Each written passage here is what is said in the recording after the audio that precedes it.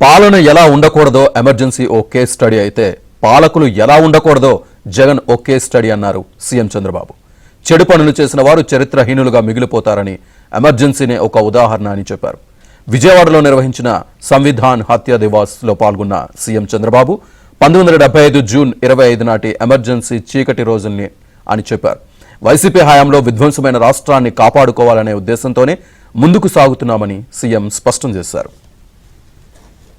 1975 June 25 ప్రపంచంలోనే పెద్ద అతి గొప్పదైన భారత ప్రజాస్వామ్యాన్ని పరిహాసం చేస్తూ ఎమర్జెన్సీ విధించిన రోజు. భారతదేశంలో అతి పెద్ద చీకటి రోజు. భారత రాజ్యాంగాన్ని, భారత హక్కులని, ప్రజల హక్కుల్ని కాలరాసిన రోజు.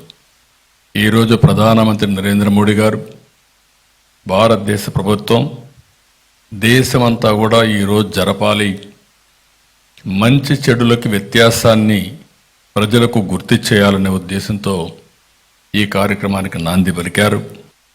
పాలన ఎలా ఉండకూడదో ఎమర్జెన్సీ ఒక కేస్ స్టడీ అయితే, పాలకులు ఎలా ఉండకూడదో గత పాలకులు ఒక కేస్ స్టడీ. ఈ విషయాన్ని మనందరం గుర్తుపెట్టుకోవాలి. అన్యాయం, అక్రమాలు, అవినీతి ఎవరు గొంతు విప్పినా నిర్మోహమాటంగా గొంతు నిలివేసే పరిస్థితికి వచ్చారు.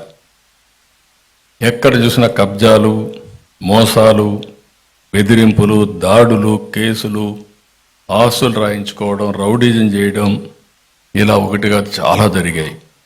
నన్ను అభిమానించిన తెలుగు ప్రజానీకం కోసం నేను ఏమైనా పర్వాలేదు, పోరాటం చేయాలి, మళ్ళీ రాష్ట్రాన్ని కాపాడుకోవాలి అనే ఏకైక ధ్యేయంతో ముందుకు పోయాను తప్ప ఎక్కడా రాజీ పడలేదు.